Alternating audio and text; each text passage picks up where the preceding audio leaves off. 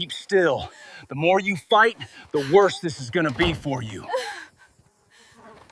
The cloth lifted, and Eli Mercer's world stopped. Beneath it lay a woman, bruised, gasping eyes wild with terror that punched straight through his chest. Her lips moved, forming words he could barely hear. "I can't breathe." Blood stained her dress. Right there. Dirt Coming caked her through, face. one way or another. And in that single moment, Eli knew two things with absolute certainty. Keep still. Someone had tried The to more kill you her, fight, and the whoever they worse this were, is gonna they be were for still you. hunting. He'd come to this abandoned shed, following nothing but a whisper on the wind, expecting to find a wounded animal. Instead, he found a war he never asked for, and a choice he couldn't walk away from. Before we continue, please subscribe and hit that notification bell. Stay with me until the very end of this story and drop a comment with your city so I can see how far this journey reaches. Now, let's dive into part 1. Eli Mercer hadn't believed in fate for 15 years. Not since the day he buried his wife and unborn child in the hard Montana ground, their graves marked by two simple crosses he'd carved with hands that shook so badly he could barely hold the knife. After that, he'd learned to believe in routine instead. Wake at dawn, feed the horses, mend what was broken, sleep when exhaustion finally dragged him under. Repeat until the years blurred together into something that resembled survival, but felt nothing like living. So when he heard the cry that September evening, faint and desperate, carried on a wind that shouldn't have reached him at all, his first instinct was to ignore it. He was checking the fence line on the eastern edge of his property, miles from the main house where the land sloped down toward a cluster of buildings he rarely visited anymore. Old storage sheds, a collapsed barn, remnants of the working ranch. This place used to be before tragedy, and time reduced it to something smaller. Something manageable. Something that couldn't hurt him anymore because he'd stopped caring enough to feel the hurt. The wind gusted again, and with it came that sound. Not quite a scream. More like a whisper that had exhausted itself trying to be heard. "Help. I can't." Eli's hands stilled on the wire he'd been restringing. Every instinct he'd honed over 43 years of hard living told him to finish his work and ride back before dark. Getting involved in other people's troubles had never ended well for him. The last time he'd tried to help someone, he'd lost everything that mattered. But the sound came again, weaker now, desperate. "God damn it," he muttered, dropping his tools and swinging up onto his horse. The ride took less than 5 minutes, but each second stretched like pulled wire. The abandoned sheds came into view, 3 weathered structures leaning into each other like drunks trying to stay upright. He'd avoided this place for years. Too many memories. His father had died in that middle shed, crushed under a collapsed beam, while Eli stood outside, too young and too scared to do anything but scream. He dismounted, fast boots hitting dirt that hadn't seen footprints in months. The sound was coming from the largest shed, the one with the rusted padlock hanging open on its hasp. "Hello?" His voice echoed off warped wood. "Someone in there?" Nothing. Then a breath, shallow and rattling. Eli pushed the door open.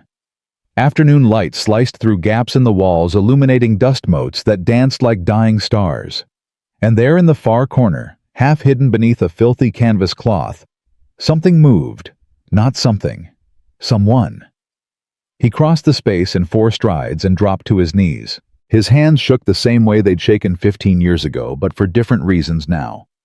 The cloth was heavy with dust and age. He gripped the edge and pulled. The woman beneath it sucked in a breath like she'd been drowning. Her face was a canvas of violence, left eye swollen nearly shut.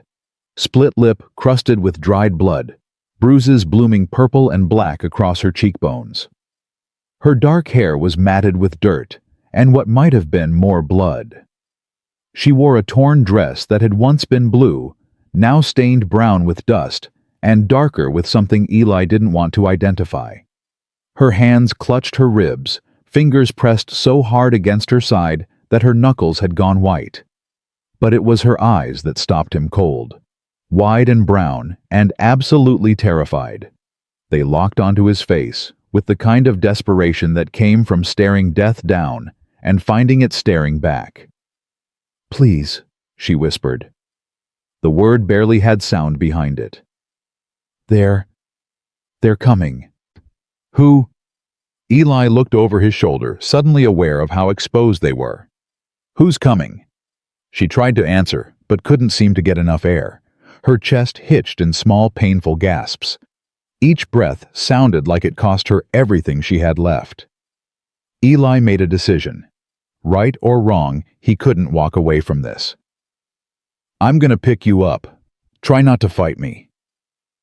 He slid one arm under her shoulders and another beneath her knees, expecting her to cry out. She didn't. She just grabbed his shirt with one dirt-crusted hand and held on like he was the last solid thing in a world that had stopped making sense. She weighed almost nothing. That scared him more than the blood or the bruises. This wasn't starvation thin. This was the weight of someone who'd been running so hard and so long that their body had started consuming itself for fuel. My horse is outside, he said, moving toward the door. Can you ride? I can do whatever I have to. Her voice was stronger now, threaded with something that might have been steel if it wasn't so close to breaking. But they're close. I heard them an hour ago, maybe less. Eli's blood went cold. Who? Men. She closed her eyes. Bad men.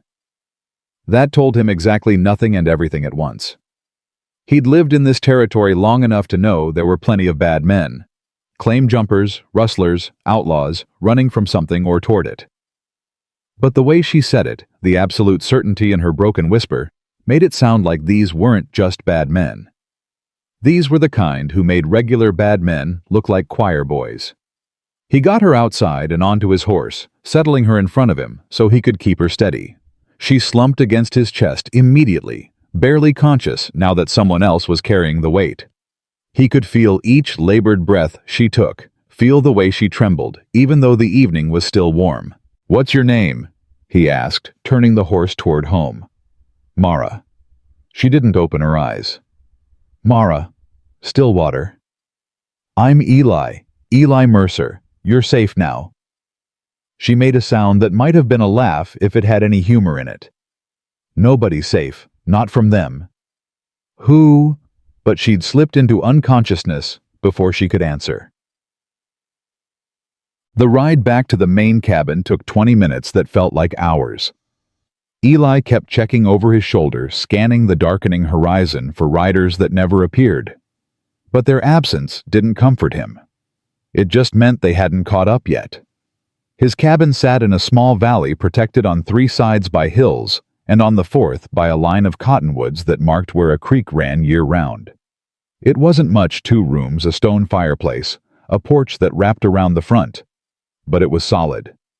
His grandfather had built it to last, and last it had through 3 generations of Mercers, who'd all learned the same hard lesson: Montana gave you beauty and broke you in equal measure. He managed to get Mara inside and onto his bed, the only bed without waking her. That worried him more than it should have. Unconsciousness was the body's way of protecting itself from pain it couldn't process. If she wasn't waking up, it meant her body had decided staying asleep was safer than facing whatever came next. He lit 2 lanterns and hung them from ceiling hooks, flooding the room with yellow light that made the shadows sharper. Then he went to the basin, pumped it full of cold water, and started gathering what he'd need: clean cloth whiskey for disinfecting needle and thread, in case anything needed stitching. When he turned back to her, she was watching him. Easy, he said, moving slowly like he would with a spooked horse. You're in my cabin. You're safe. How long? Her voice was rough, scraped raw. How long were you out? Maybe 30 minutes. How long since you got hurt? That I can't tell you. She tried to sit up, gasped, and fell back against the pillow. I have to. What you have to do is stay still and let me look at those ribs. Eli approached the bed, hands visible movements telegraphed. I'm not going to hurt you, but I need to see how bad it is. She studied his face for a long moment, and he had the strange feeling he was being evaluated against some internal criteria He didn't understand. Finally, she gave a slight nod. He helped her sit up slow and careful and began examining the damage. 3 ribs were likely cracked, maybe 1 broken. The bruises on her face were a few days old, yellow at the edges. But the worst was her side, where someone had kicked her hard enough to leave the perfect impression of a boot heel stamped into her skin. "This is gonna hurt," he said, testing the ribs with gentle pressure. She bit down on her lip but didn't cry out. Tough. She was tough in a way that came from practice, not nature. Nobody was born this strong. They got made into it, one trauma at a time. "Nothing's punctured," he said finally. "But you need to breathe deep as you can a few times a day, even though it hurts. Keep your lungs working. Can you tell me what happened?" "I ran. Simple. Direct. I saw something I shouldn't have, and I ran." "From who?" Her eyes went distant. "You ever hear of the syndicate?" The name hit him like a fist. Everyone in 3 territories had heard of the syndicate. They weren't just outlaws, they were organized crime dressed up in frontier clothing. Trafficking routes, protection rackets, killings made to look like accidents. They owned judges, bought lawmen, and disappeared anyone who threatened their operation. Most people pretended the syndicate didn't exist, because acknowledging them meant admitting how completely corrupted the system had become. "Jesus Christ," Eli breathed. "What did you see?" "They killed a sheriff." Mara's voice went flat, like she'd disconnected from the memory to survive telling it. "Sheriff Brennan. He'd been investigating their trafficking routes for months. Said he finally had enough evidence to bring down their whole operation. They found out. She swallowed hard. "They made it look like a suicide, hanged him from a tree outside his own house, made his wife watch." Eli felt his stomach turn. "And you saw this?" "I was there. Brennan's wife is my sister." Mara's hand found her ribs again, pressing like she could hold herself together through pressure alone. "I was visiting, helping with their new baby. The men came at night. 5 of them wearing masks, but I'd know them anywhere, the way they moved, the way they talked. They beat Brennan in front of her, beat him until he couldn't stand. Then they dragged him outside and strung him up while she screamed. And they saw you. I tried to hide the baby. I thought if I could just get upstairs, if I could just..." Her voice cracked. "But they heard me. One of them came inside. He found me in the bedroom with my nephew, and he looked at me like I was already dead. Like he was just deciding when to make it official." Eli sat back on his heels. "How'd you get out?" "Brennan wasn't dead yet. They'd strung him up, but he was still conscious, still fighting the rope. And he saw me through the window. Saw the man coming up the stairs. He used his last breath to shout a warning. Told me to run. Told me to..." She stopped, eyes glistening. "He said run to Mercer. He's the only one left who still believes in right." The world tilted sideways. "What?" "He said your name. Eli Mercer. Said you were the only lawman who'd ever stood up to the syndicate and lived." Mara's eyes searched his face. "That you used to be a marshal before you gave it up. That if anyone could help me, it was you." Eli stood abruptly and walked to the window, needing distance from the weight of those words. "Brennan was wrong. I'm not a marshal anymore.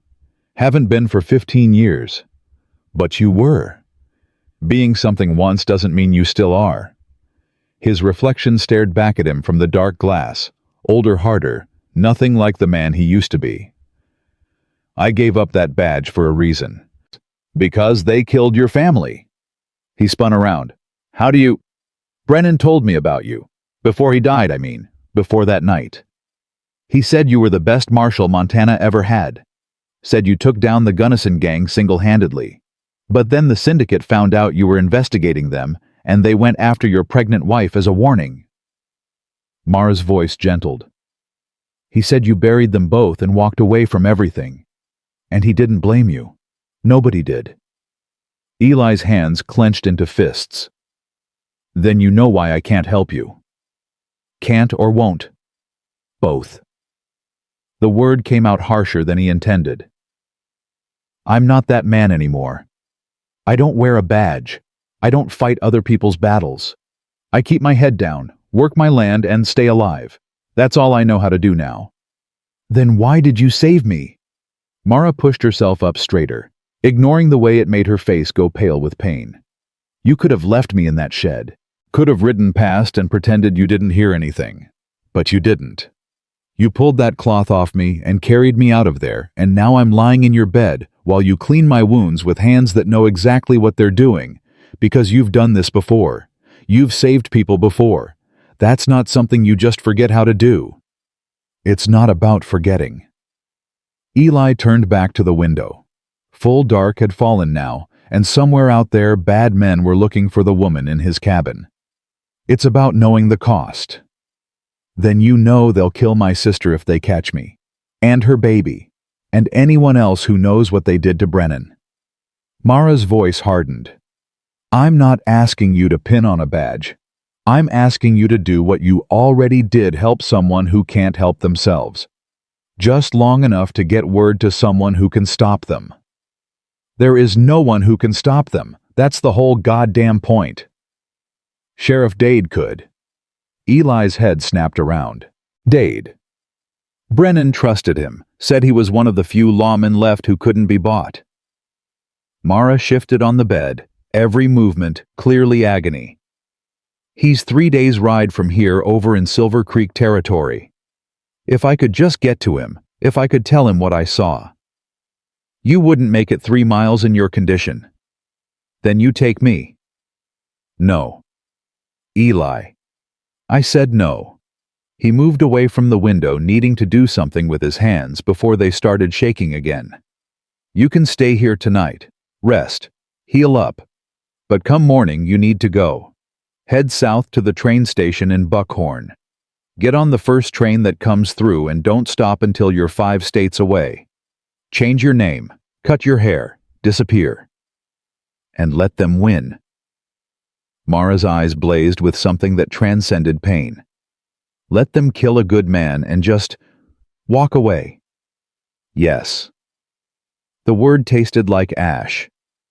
Because walking away is the only way you survive. She stared at him for a long moment, and he saw understanding dawn in her eyes, not acceptance, but comprehension of what it cost him to say these things. You really believe that? I know it. Then we're both dead. She lay back down, turning her face to the wall. Because they'll find me. They'll kill me. And they'll burn your cabin down with you inside it, just for giving me a place to sleep. The syndicate doesn't leave loose ends, Eli. They tie them off with blood and fire. He wanted to argue. Wanted to tell her she was wrong, that he could keep his head down one more time and survive. But the words wouldn't come, because deep in his bones he knew she was right. The moment he'd lifted that cloth in the shed, he'd chosen a side whether he admitted it or not. And the syndicate didn't forgive choices like that. He gave her his bed and took the floor wrapped in a blanket that smelled like cedar and old smoke. Sleep didn't come easy. Every sound outside, the wind through the cottonwoods, the creak of settling wood, the distant cry of a night bird, sounded like approaching riders. His rifle leaned against the wall within arm's reach, loaded and ready. His pistol sat on the floor beside his head. Around midnight, Mara spoke into the darkness. I had a husband, Daniel. He was a good man, patient, kind. He made me laugh even when the world felt too heavy to bear. Her voice was barely a whisper. The syndicate killed him 2 years ago. He witnessed them ambushing a gold shipment. They shot him in the street like a dog and told everyone he'd been drunk and belligerent that it was self-defense. Nobody questioned it. Nobody cared. Eli stared at the ceiling beams, shadows dancing across them in the dying firelight. I came to live with my sister after that, Mara continued. Tried to start over. Tried to believe the world could still be good if I just looked hard enough. And then they killed Brennan right in front of us, and I realized there's no starting over. Not from this. The syndicate is everywhere. They're in every town, behind every badge, inside every courtroom. They own this world and people like us just exist in it until they decide we don't anymore. So why fight? Eli asked quietly. If they own everything, why not just run? Because Daniel didn't get to run. Brennan didn't get to run. My sister is trapped in a house where her husband died raising a baby who will never know his father, and she didn't get to run either.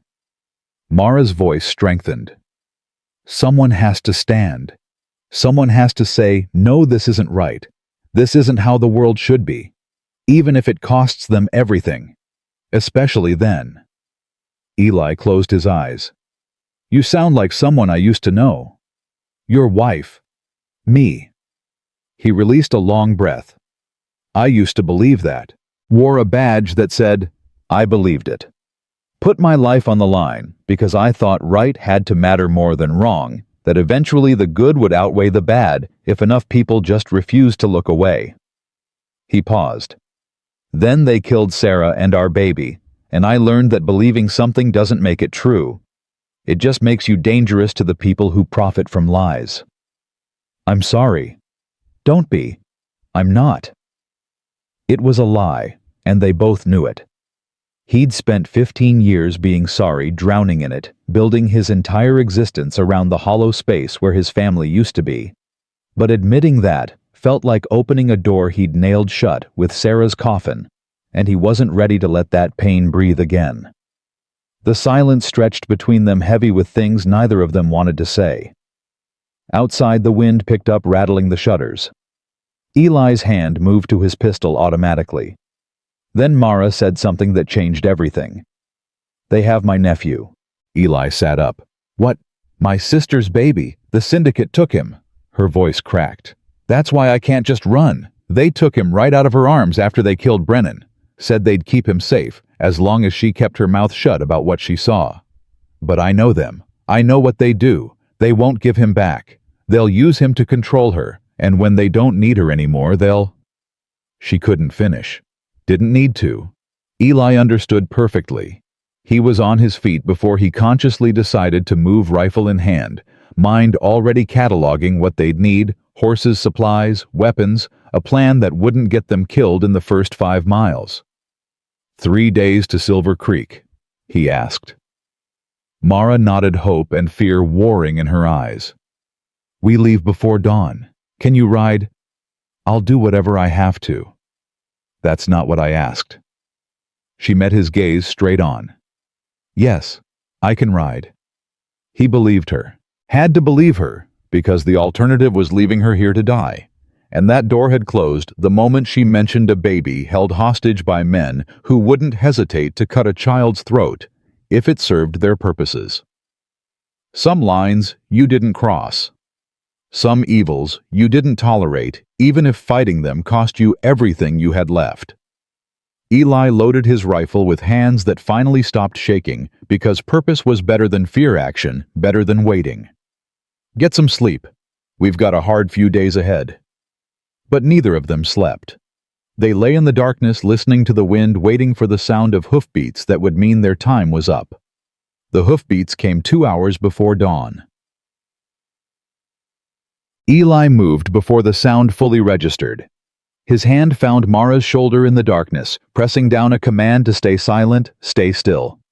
She obeyed instantly, her breath catching, but not releasing in a gasp. Good. She understood how to survive in the margins between heartbeats. He counted the riders by the rhythm of hooves against hard ground. 3 horses, maybe 4. Moving slow, deliberate. Not the pace of men passing through. The pace of men searching. How many? Mara whispered, so quiet he almost didn't hear her. Enough. He reached for his rifle, checked the chamber by touch. Loaded. Always loaded. Some habits from his martial days he'd never shaken, and keeping weapons ready was one of them. You said they were close. You didn't say they were this close. I didn't know. Fear sharpened her voice to a blade's edge. I thought I lost them yesterday. I thought... Doesn't matter what you thought. He moved to the window, staying low, peering through a gap in the shutter. The moon was nearly full, painting everything in silver and shadow. He could see them now, 4 riders spread out in a loose formation, moving between the outbuildings like wolves testing for weakness. They wore dusters that hung to their boots, hats pulled low. But it was the way they moved that told him everything coordinated. Professional men who'd hunted people before and knew exactly how it was done. One of them dismounted near the barn, hand on his pistol. Another circled toward the creek side of the cabin. They were setting up a perimeter. Whatever came next, they didn't plan on leaving anyone alive to talk about it. Eli's blood went cold and hot simultaneously, the old feeling, the one he'd spent 15 years trying to forget. It was fear and fury braided together, sharpened on the whetstone of too many memories. He'd felt this exact sensation the night they came for Sarah. The night he'd returned from town to find his cabin door hanging open and his wife's blood painting the floor in patterns that still haunted his sleep. He'd sworn that night he'd never feel this way again. Had spent 15 years making sure he never cared enough about anything to trigger that particular brand of rage. But here it was anyway, alive and howling in his chest. "Can we run?" Mara had pushed herself to sitting despite the obvious pain it cost her. Her face was pale in the darkness, but her eyes were clear, focused. She'd accepted what was coming with the kind of calm that only came from having already survived too much. "Not without horses, and they're between us and the barn." Eli moved away from the window, thinking fast. The cabin had 2 rooms, this main space, with the fireplace and bed, and a smaller back room he used for storage. 2 doors, front and back. Windows on 3 sides. Defensible if you had a dozen men. A death trap if you only had 2. "Then we fight. You can barely stand. I can shoot." She said it with absolute certainty. "Daniel taught me. After he witnessed that ambush, he made me practice every day. Said if they ever came for us, I needed to be ready." Her voice cracked slightly. "I wasn't ready when they killed him, but I'm ready now." Eli studied her face, the bruises, the split lip, the desperate determination that burned underneath the damage. She meant it. And more than that, she needed it. Needed to fight back against the men who'd taken everything from her. He understood that hunger. Had felt it himself once before. Grief hollowed him out and left nothing but empty space where his purpose used to be. "There's a Winchester in the back room. 3rd shelf wrapped in oilcloth. Can you get there without making noise?" She nodded and slid off the bed, moving with the careful precision of someone intimate with pain. Every step clearly cost her, but she didn't slow down, didn't hesitate, just disappeared into the back room while Eli returned to the window. The riders had stopped circling. They'd found what they were looking for, fresh tracks leading to the cabin recent enough to mean their quarry was inside. One of them raised a hand signaling the others. They began to close in, tightening the noose. Eli did the math quickly. 4 men, probably armed with pistols and rifles. He and Mara had surprise on their side. They'd expect her to be a lone, weak, easy prey. They wouldn't expect resistance.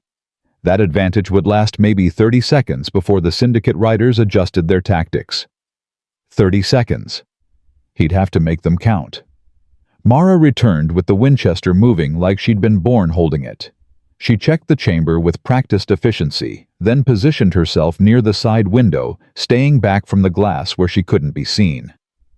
"They're good," she said quietly. "Moving like cavalry." "They're better than good. They're syndicate." Eli took position near the front door, rifle aimed at chest height. "Which means they won't stop. Even if we drop, all 4 more will come. They'll keep coming until we're dead, or they are, and there's a hell of a lot more of them than there are of us. So what do? We make them think twice about what easy prey looks like." He glanced at her. "Can you keep pressure on that side? Don't shoot unless they breach. Let them come to us. And if they rush all at once, then we die fighting instead of waiting." The words came out harsher than he intended. "But we take as many of them with us as we can." She absorbed that without flinching. "Fair enough." The silence that followed felt alive, pregnant with violence that hadn't been born yet, but was coming inevitable as dawn. Eli could hear his own heartbeat in his ears, could feel the old training kicking in, the way his breathing slowed, his hands steadied, his vision sharpened to focus only on what mattered. Targets, threats, the space between life and death. He'd forgotten how much he hated this feeling, how much he'd missed it. One of the riders approached the front door, bold as brass, walking right up the porch steps like he owned the place. Eli could see him clearly through the gap in the shutter, young, maybe 25, with a scar across his left cheek that looked like it had been put there deliberately. A mark. The syndicate branded their enforcers so everyone knew what they were, what they represented. The young man reached the door and knocked. Actually knocked like this was a social call. "Open up, miss. We know you're in there." His voice was pleasant, almost friendly. That made it worse somehow. "We just want to talk. Nobody needs to get hurt." Eli felt his finger tighten on the trigger. One shot sent her mass, and that voice would stop lying forever. But taking the first shot meant declaring war, and once that war started, it wouldn't end until someone was dead. Maybe everyone. "We can wait all night," the young man continued. "But dawn's coming, and when the sun rises, things are going to get a lot less friendly. So why don't you save us all some trouble and come on out? Nobody wants this to get ugly." Mara's knuckles had gone white on the Winchester. She looked at Eli, asking silent permission. He shook his head slightly. Not yet. Not until they made the first move. The young man sighed like he was disappointed in her decision. "All right then. Have it your way." He stepped back from the door, and that's when Eli saw it, the can in his other hand. Kerosene. They weren't planning to breach the cabin. They were planning to burn it down with her inside. "Back room," Eli snapped. "Now!" Mara didn't question him. She just moved fast as her injuries allowed, disappearing through the doorway as the first splash of kerosene hit the front wall. The smell cut through everything sharp and chemical, the scent of fire that hadn't happened yet. Eli made a choice. The same choice he'd made 15 years ago, when he pinned on a marshal's badge and decided some evils were worth dying to stop. He aimed through the shutter, found the young man's center mass, and pulled the trigger. The shot shattered the night like broken glass. The young man went down hard, kerosene can flying from his hand as the bullet punched through his chest. He hit the porch with a sound that was somehow both soft and final, and for one perfect moment, everything stopped. The other riders froze, shocked by the sudden violence. Their easy hunt turned predator in the span of a heartbeat. Then chaos erupted. Gunfire exploded from 3 directions simultaneously, pistol shots and rifle cracks blending into a single continuous roar. Bullets slammed into the cabin walls, punching through wood, sending splinters flying. Glass shattered as the front window exploded inward. Eli dropped flat, covering his head, as debris rained down. "Mara." "I'm good." Her voice came from the back room, followed immediately by the sharp crack of the Winchester. "One on the south side, he's down. 2 down, 2 to go." But Eli could already hear more hooves in the distance. Reinforcements. They'd called for backup, and it was coming fast. He crawled to the shattered window, staying low, and risked a look outside. One rider was taking cover behind the water trough, pistol drawn, waiting for a clear shot. The other had disappeared entirely, which meant he was flanking, probably trying to get to the back door where Mara was positioned. Eli made another choice. He stood, exposed himself in the window frame, and fired 3 shots in rapid succession. The first missed. The second clipped the water trough and sent up a spray of splinters. The third found meat. The rider screamed high and startled, more surprise than pain, and fell backward. Not dead, but hurt bad enough that he wouldn't be shooting back anytime soon. "Back door!" Mara's shout was followed instantly by gunfire, 5 shots, 6, 7, the Winchester barking like an angry dog. "He's trying to breach." Eli ran. His boot heels hammered against the floor as he crossed the main room and burst into the storage space. Mara was pressed against the wall beside the back door Winchester, smoking face set in lines of absolute concentration. The door itself was splintered. Someone had tried to kick it in and met resistance in the form of lead, moving faster than thought. "Is he down?" Eli positioned himself on the other side of the doorway. "Can't tell. He stopped moving after the fourth shot, but—" The door exploded inward, torn off its hinges by a kick that had a horse's weight behind it. A man filled the doorway, big bearded, scarred across both arms with the syndicate's mark. He had a pistol in each hand and murder in his eyes. Mara shot him twice before Eli could even raise his rifle. Center mass, just like she'd been taught. The man staggered, but didn't go down body armor. Probably leather, reinforced with thin metal plates, and returned fire blindly. Bullets chewed up the walls, the ceiling, everything. Eli put 2 rounds in his head. The man dropped like a puppet with cut strings. Silence crashed down again, ringing in the absence of gunfire. Eli's ears buzzed. His hands shook slightly, adrenaline, an old fear mixing into something that tasted like copper. 4 bodies. 4 syndicate riders dead or dying because they'd chosen to hunt a woman who'd seen too much. But the sound of approaching horses was getting louder. How many more were coming? 610. The syndicate didn't send small crews. They sent overwhelming force, enough guns that resistance became suicide. "We can't stay here." Mara lowered the Winchester, her face even paler than before. She was running on fumes, and stubborn will, nothing else. "They'll surround us, burn us out." The barn. Eli moved to the back door, stepping over the dead man. "Horses are still saddled from yesterday. We can make it if we move now. And go where they'll track us. Let them."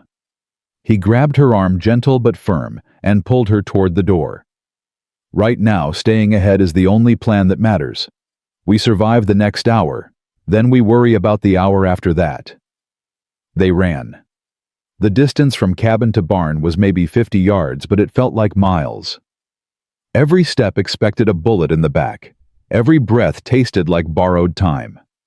The moon illuminated everything, turning them into perfect silhouettes against the pale dirt. But the riders hadn't crested the hill yet, hadn't seen them breaking for the horses.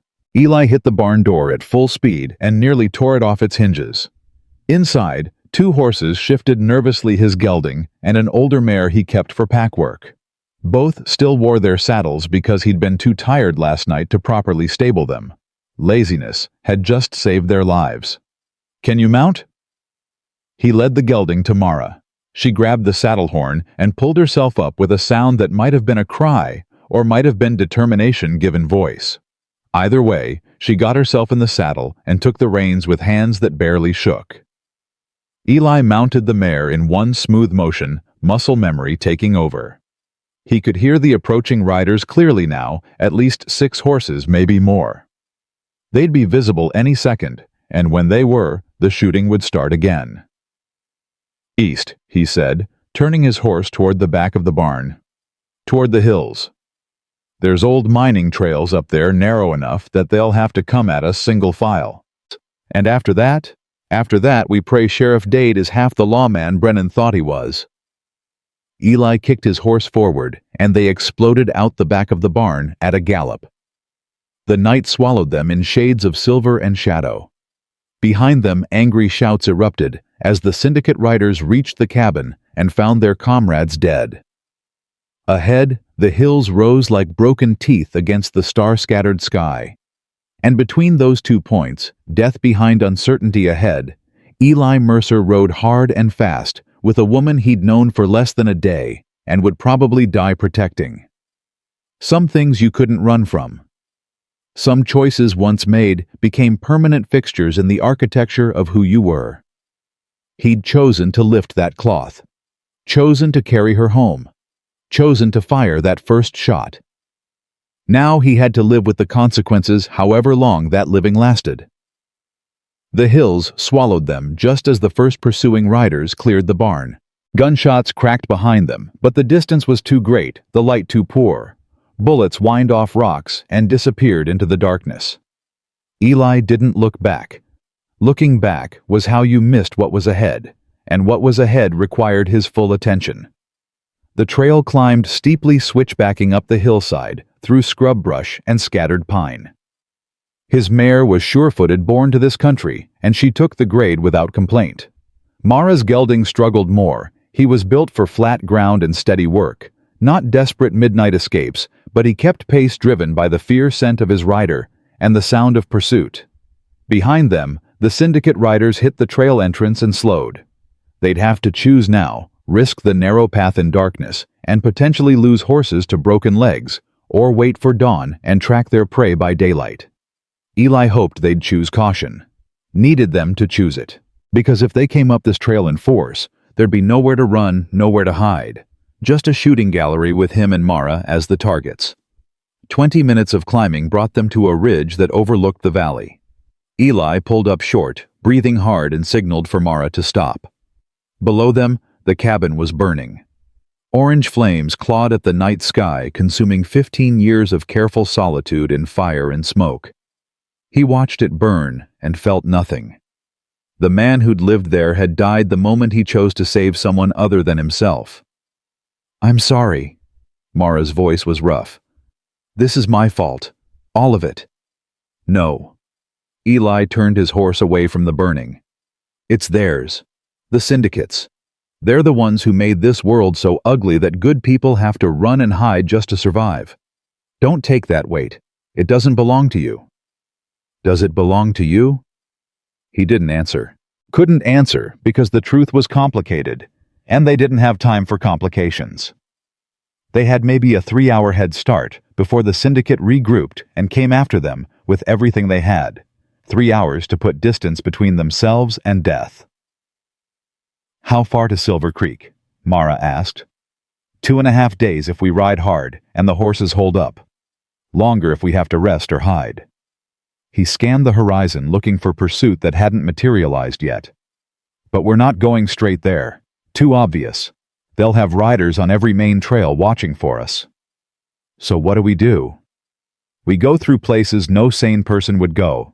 Through the Badlands east of here, broken country where only fools and outlaws travel. It'll add a day to our journey, but it'll also make us damn near impossible to track." "And if they catch us anyway?" Eli met her eyes. "Then we don't let them take us alive. Syndicate doesn't ask questions gentle. They'll hurt you until you tell them everything you know, then hurt you more just because they can. Death's kinder." She absorbed that with the same calm she'd shown since he found her. "You keep saying things like that, practical, brutal things, like you've thought about them 100 times before. Like you've made peace with the worst possibilities." "I have." He urged his mare forward down the far side of the ridge. "Made peace with them 15 years ago when I buried my wife and baby.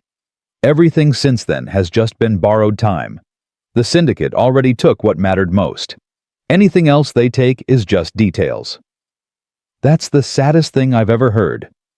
"Maybe, but it's also freedom." The trail narrowed, forcing them into single file. When you've already lost everything, there's nothing left to fear.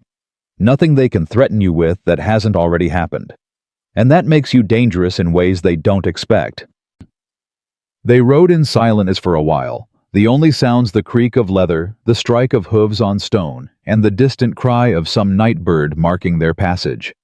The moon tracked across the sky, measuring time in silver inches. Every mile they put between themselves and the syndicate riders was a small victory. Every hour they stayed alive was a defiance of the death that hunted them. Around what Eli guessed was 3 in the morning, Mara spoke again. "Tell me about her, your wife." "Why?" "Because you're risking your life for me, and I want to know what kind of man does that. What he's lost, what he's fighting for." She paused. "And because talking keeps me awake. If I stop talking, I'll fall asleep in the saddle, and if I fall asleep, I might not wake up. So tell me about Sarah." Eli hadn't spoken her name out loud in years. Hearing it now in the darkness carried by another woman's voice, it hit him like a physical blow. "How do you know her name?" "Brennan told me. He said she was brave." That she stood up to the syndicate herself when they tried to intimidate you into dropping an investigation. Said she fired a shotgun over their heads and told them if they came back, she'd aim lower. Despite everything, Eli felt his mouth twitch towards something that might have been a smile once. That was Sarah. 5 feet nothing, pregnant as hell, and meaner than a snake when someone threatened what was hers. She didn't scare easy. Until they killed her. They didn't scare her even then. The words came out hollow. They came at night. 4 men. I was in town testifying against some rustlers the syndicate had ties to. They knew I'd be gone. Knew the house would be empty except for her. He swallowed hard. Neighbors said she fought. Shot one of them in the shoulder before they overpowered her. The bastard she shot, he's the one who killed her. Made it look like a robbery gone wrong, but everyone knew. Everyone knew, and nobody said a damn word because saying words gets you dead when you're talking about the syndicate. And the baby. She was 8 months along. The doctor said our daughter might have survived if they'd gotten to Sarah faster. But they didn't. So I buried them both in one grave because I couldn't stand the thought of separating them. His voice cracked. I dug that grave myself. Put them in the ground with my own hands. And then I walked away from the badge because wearing it had gotten them killed. Because trying to be a good man in a bad world had cost me everything good I had. Mara was quiet for a long time. Then, do you regret it? Walking away. Every day. The admission felt like pulling a blade out of his own chest. But I'd do it again, because if I'd kept fighting, kept pushing, the syndicate would have just found someone else to hurt. They'd have gone after my friends, my neighbors, anyone I'd ever shown kindness to. That's how they work. They don't just kill you, they salt the earth where you stood and make sure nothing good ever grows there again. So you built a new life. Alone. Alone is safe. Alone means nobody else pays for my mistakes. He glanced back at her, this woman who'd somehow dragged him out of that safety and back into the war he'd abandoned. At least that's what I told myself for 15 years. And now I'm riding through the night with a woman I barely know, running from men who want us both dead, heading toward a town that might not even offer sanctuary. He laughed, harsh and bitter. Turns out alone wasn't as safe as I thought. Or maybe I was never really alone. Maybe I was just waiting for something that mattered enough to make me remember why I pinned on that badge in the first place. And have you remembered? Eli thought about the 4 men lying dead outside his burning cabin. Thought about the baby held hostage by people who'd slit a child's throat without blinking.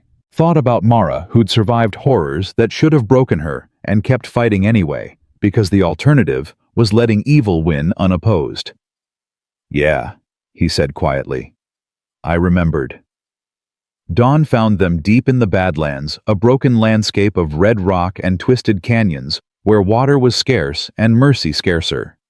The horses were exhausted, heads hanging low, but they pressed on because stopping meant dying. Eli led them into a narrow canyon where the walls closed in so tight they had to ride single file, their knees brushing stone on both sides. How much farther? Mara's voice was slurred with exhaustion and pain. She'd been in the saddle for 6 hours straight with cracked ribs and God knew what other injuries. That she was still conscious was a miracle. That she was still sitting upright was inhuman. Another hour to a place we can rest. There's a cave system up ahead, old smuggler's hideout from back when this area was full of men running from something. We can hole up, tend to those ribs properly, let the horses recover. And if they find us, they won't. Nobody knows about this place except smugglers and the dead, and I'm one of the few who's both and live to remember it. He steered his mare around a fallen boulder. I used to track fugitives through here when I was a marshal. Learned all the hiding spots. This canyon's a maze 20 ways in, but only 3 ways out, and all of them can be defended by one man with a rifle. You've thought about this, being hunted. Spent 15 years thinking about it, wondering when the syndicate would decide I knew too much, had seen too much. wondering when they'd come to finish what they started with Sarah. He didn't look back at her. Guess in a way they finally did. Just took a different form than I expected. The canyon opened into a wider space where stunted trees clung to life in defiance of the parched earth. And there, hidden behind a curtain of brush, was the cave entrance, a dark mouth in the rock face that promised shelter and shadow. Eli dismounted and checked the entrance carefully. No tracks, no signs of recent habitation. Good. He led both horses inside, where the temperature dropped 20 degrees and the sound of their breathing echoed off stone walls that had stood for millennia. "Stay here," he told Mara. "I'm going to scout the perimeter, make sure we weren't followed." She slid out of the saddle and immediately collapsed. Her legs simply gave out, dumping her onto the cave floor in a heap of exhausted limbs and torn fabric. Eli caught her before her head hit stone. "Easy, you're done. You pushed too hard." "Had to." Her eyes were glassy, unfocused. "Had to keep going. If I stopped—" "You stopped. You're safe now. Let me see those ribs." He eased her against the cave wall and carefully lifted her torn dress to examine the damage. The bruising had spread flowering purple and black across her entire left side. The boot heel imprint was even more pronounced now, angry and swollen.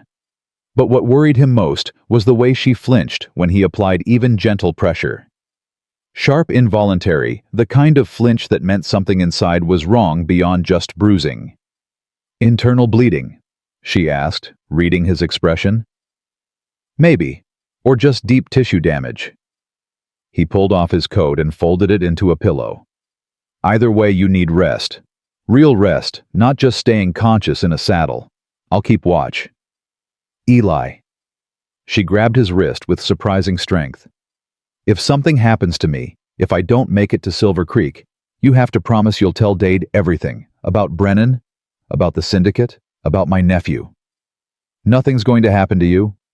Promise me." Her grip tightened. "That baby is 8 months old.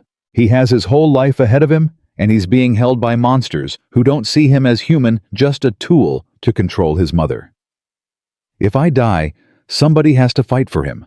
Somebody has to care enough to try." Eli looked into her desperate, determined eyes and saw Sarah staring back at him. The same fire, the same refusal to accept a world where evil prospered and good people stood by watching. The same belief that one person could make a difference, even if that difference cost them everything. "I promise," he said, and meant it with every scarred piece of his broken heart. She released his wrist and closed her eyes. "Thank you." Within seconds, she was asleep, not the peaceful sleep of safety, but the unconsciousness of a body that had been pushed beyond its limits and finally surrendered.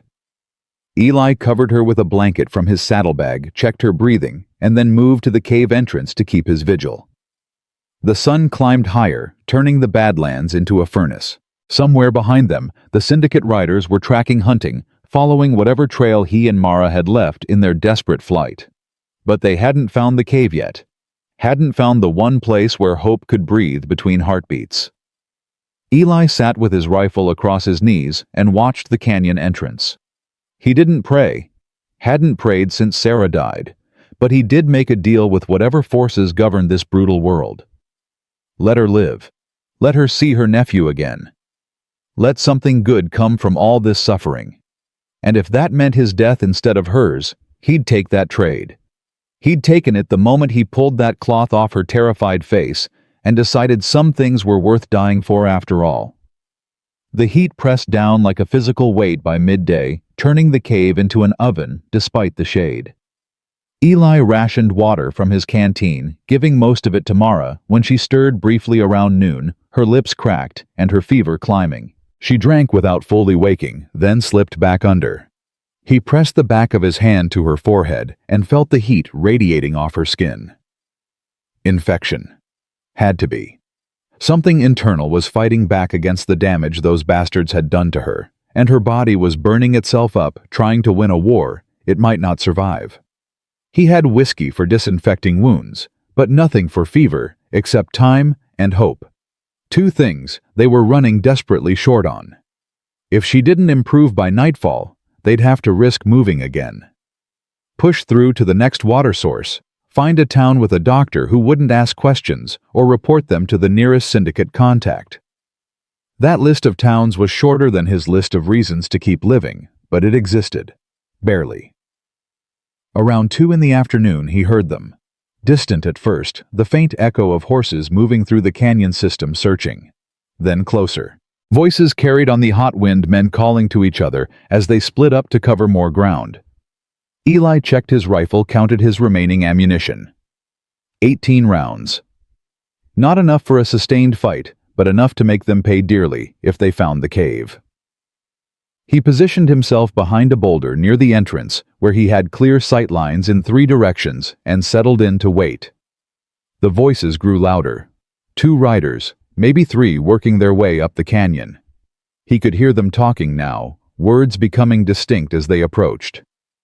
Waste of time. They could be anywhere in this hellhole. Boss said search every cave, every crevice. So that's what we do.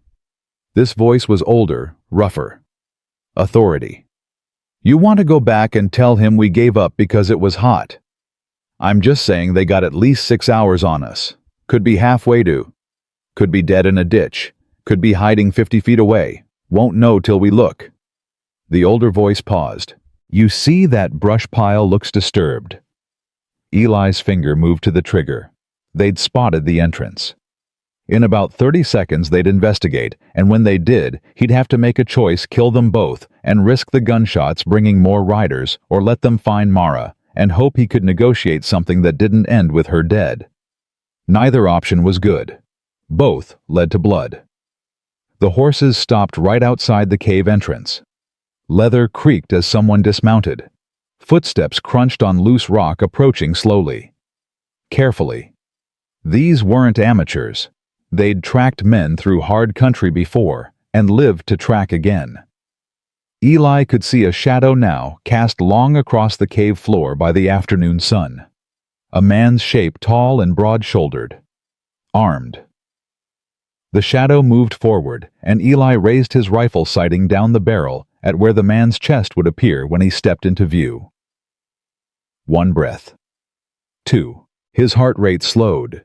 His vision narrowed, everything in the world reducing down to this single moment of potential violence. Then Mara moaned. It was barely a sound, just a small noise of pain escaping her unconscious lips. But in the cave's perfect acoustics, it might as well have been a scream. The shadow froze, then moved faster, no longer cautious, because caution was pointless when your prey announced itself. Eli fired first. The shot was deafening in the enclosed space, echoing off stone walls until it sounded like a dozen rifles firing at once. The man outside shouted surprise and pain and stumbled backward. Not a kill shot. Eli had aimed for the shoulder, trying to disable without murdering some part of him still clinging to the lawman's code he'd abandoned 15 years ago. "Rider down!" The younger voice panicked now. "Rider down! We got hostiles!" More gunfire erupted, blind shots into the cave entrance, meant to suppress rather than kill. Bullets whined off rock and buried themselves in the back wall. Eli pressed himself flat against the boulder and returned fire, 2 shots carefully aimed at the canyon wall opposite the entrance. The ricochets would scatter, creating the impression of multiple shooters. It worked. The shooting stopped, replaced by hurried conversation too low to make out. Then the sound of horses retreating fast, carrying word back to wherever the main syndicate force was camped. Eli allowed himself one long breath before moving to check on Mara. She was still unconscious, somehow sleeping through the violence that had just erupted around her. But her fever was worse, her skin burning hot enough that he could feel it from inches away. They had to move. Now. Before the syndicate came back in force, with enough men that his 18 rounds wouldn't mean anything except a slightly higher body count before the inevitable end. He gathered their supplies quickly, efficiently. Muscle memory from 2 decades of living on the move. Saddlebags packed. Weapons loaded. Horses watered from his dwindling supply. Everything that mattered fit into what you could carry, and everything else was just weight that slowed you down when speed was survival. Getting Mara onto her horse took precious minutes. She was a dead weight, her body limp and unresponsive. He had to tie her into the saddle with rope securing her so she wouldn't fall even unconscious. It wasn't dignified and it wasn't comfortable, but it would keep her alive long enough to reach help. If help still existed. If Silver Creek and Sheriff Dade weren't just another lie he was telling himself to justify this desperate flight towards something that looked like purpose. They left the cave as the sun began its slow descent toward the western horizon. Eli led both horses, his mare and Mara's gelding, picking his way through the canyon system by memory and instinct. Every shadow could hide a syndicate rider. Every sound could be the prelude to ambush. But he moved anyway because moving was living and stopping was dying, and he'd stopped being ready to die the moment he pulled that cloth off her face. The Badlands stretched endlessly in every direction, a maze of stone and heat that had killed harder men than him. But it had also saved him once years ago when he'd tracked the Gunnison gang through this same country and emerged victorious while they emerged dead. He knew its secrets. Knew where water pooled in hidden depressions, where game trails led to passages too narrow for pursuit, where a man could disappear and make the world think he'd never existed at all. By twilight, they'd covered another 10 miles. Not enough. Never enough. But more than he'd hoped given Mara's condition and the horse's exhaustion. He found a spot where a rock overhang created a shallow shelter, just deep enough to hide them from casual observation, and stopped. Mara hadn't woken once during the ride. That scared him more than the syndicate riders, more than the dwindling water, more than anything except the memories of holding Sarah while she died, and being powerless to stop it. He untied Mara carefully and eased her down into his arms, her head lolling against his shoulder. "Stay with me," he said, though he didn't know if she could hear him. "You don't get to quit now. Not after everything." He laid her on his bedroll and checked her vitals. Pulse was rapid and thready. Breathing shallow. The fever had her in its grip, burning through her reserves like wildfire through dry grass. If it didn't break soon, her body would simply shut down, too exhausted to keep fighting. Eli had seen this before, twice. Once with a fellow marshal who'd taken a bullet that went septic. Once with Sarah in those final hours when infection from her wounds raced through her system faster than medicine could chase it. Both times he'd been helpless. Both times he'd watched someone die inches from his hands and been unable to do anything but bear witness. He wouldn't watch it happen a third time. Couldn't.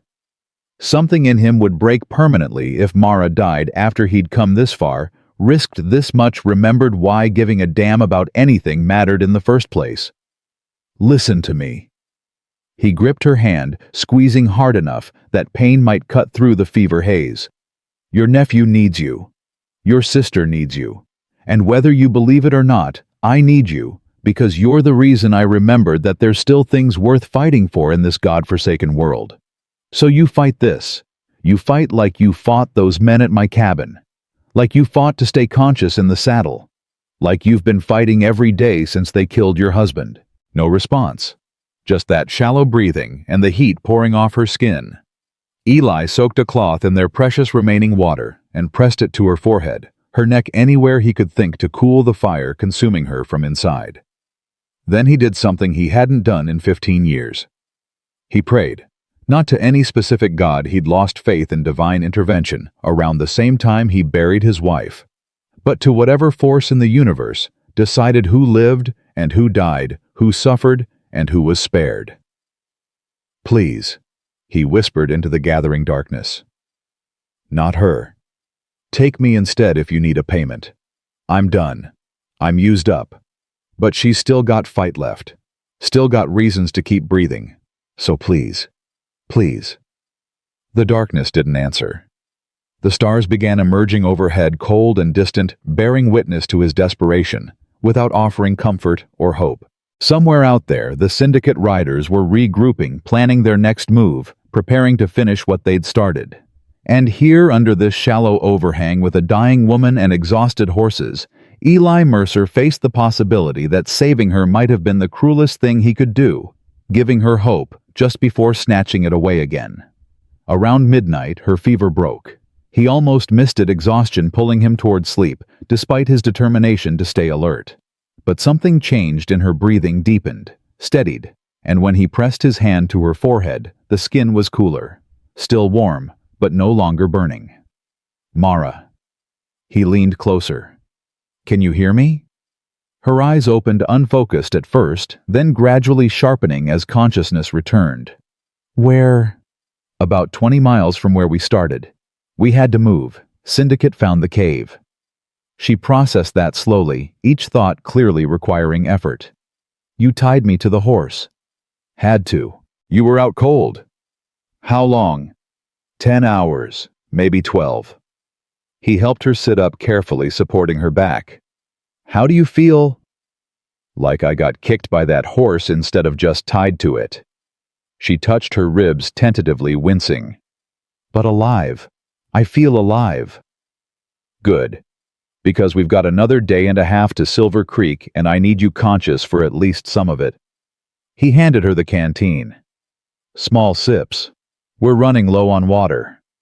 She drank carefully, rationing each mouthful like it was liquid gold. Because out here, it basically was. "Did you kill them? The riders who found us?" "Wounded one. The others retreated." He stared out into the darkness, watching for movement that wasn't there. "They'll be back with reinforcements.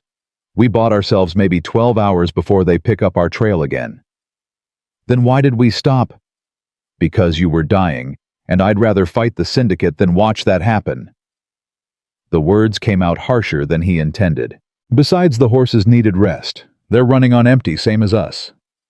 Mara was quiet for a moment, studying his face in the starlight. "You could have left me. Would have made better time on your own." "Probably." "So why didn't you?" Eli turned to look at her fully, this woman who'd crashed into his carefully constructed solitude and demolished it with her desperate need and her refusal to surrender to the evil hunting her. "Because 15 years ago I left my wife alone when she needed protection, and it got her killed.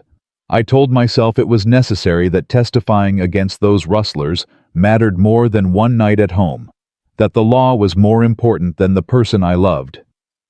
His voice roughened. "I was wrong. The law didn't save her. My principles didn't save her.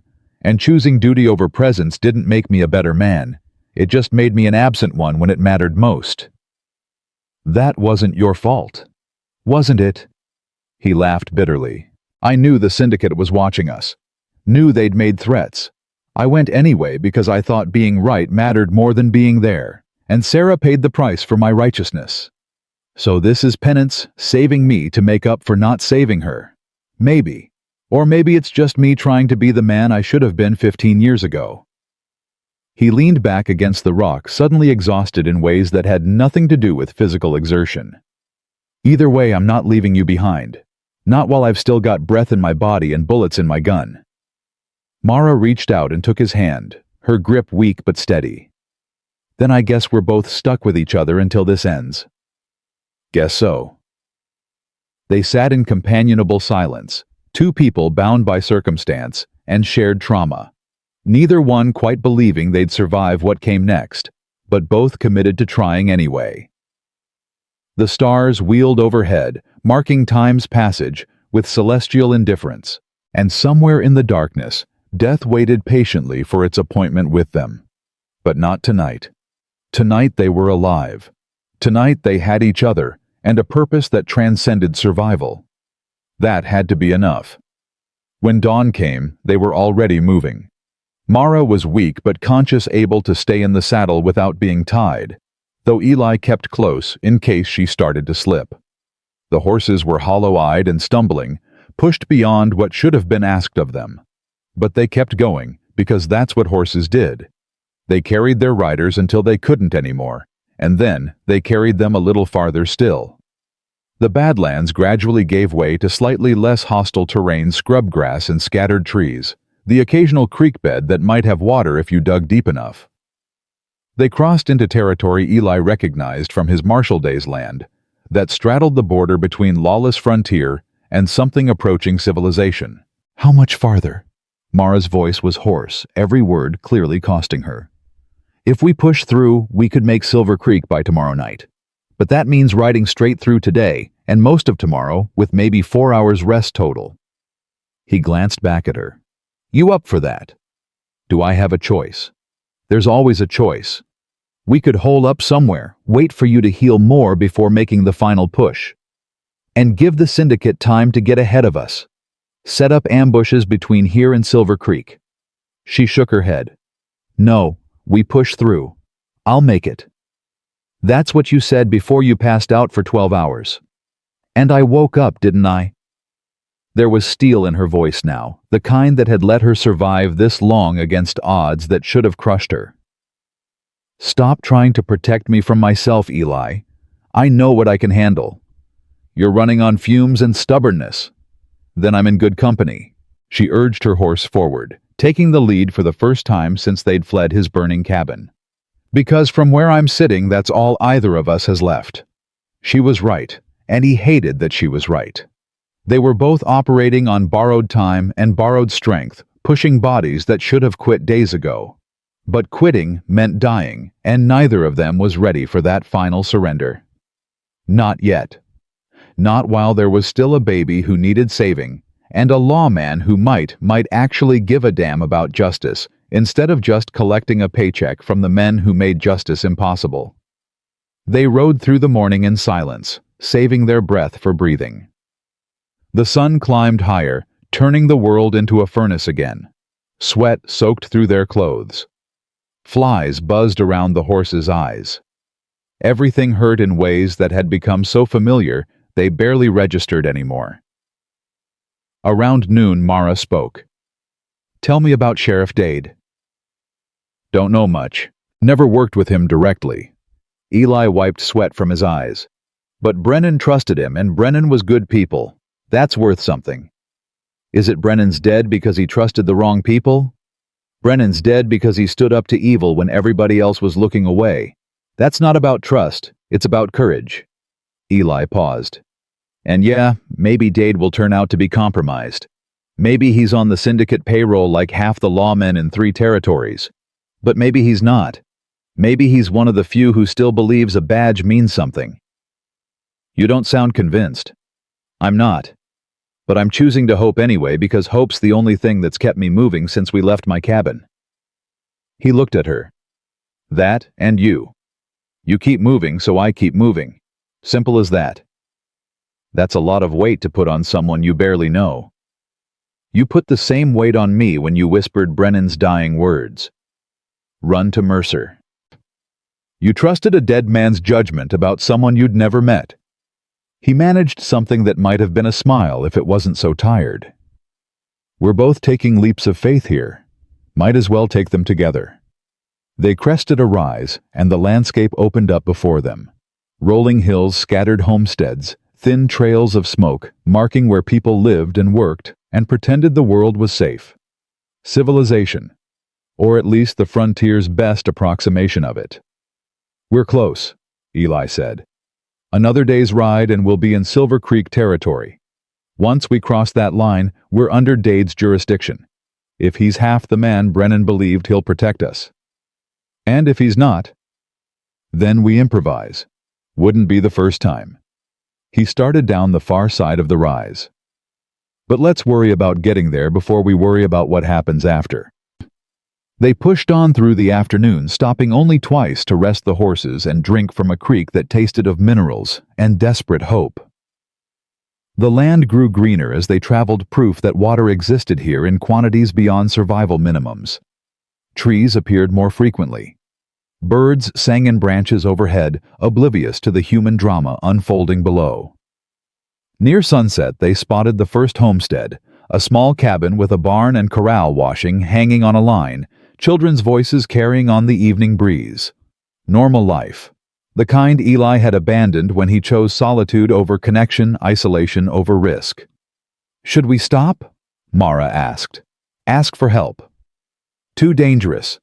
If the syndicate has riders ahead of us, they'll be checking every homestead, asking questions, spreading coins and threats in equal measure. He steered them wide, keeping to the tree line. We stay invisible until we reach Dade. After that, it's his problem. You make it sound so simple. It is simple.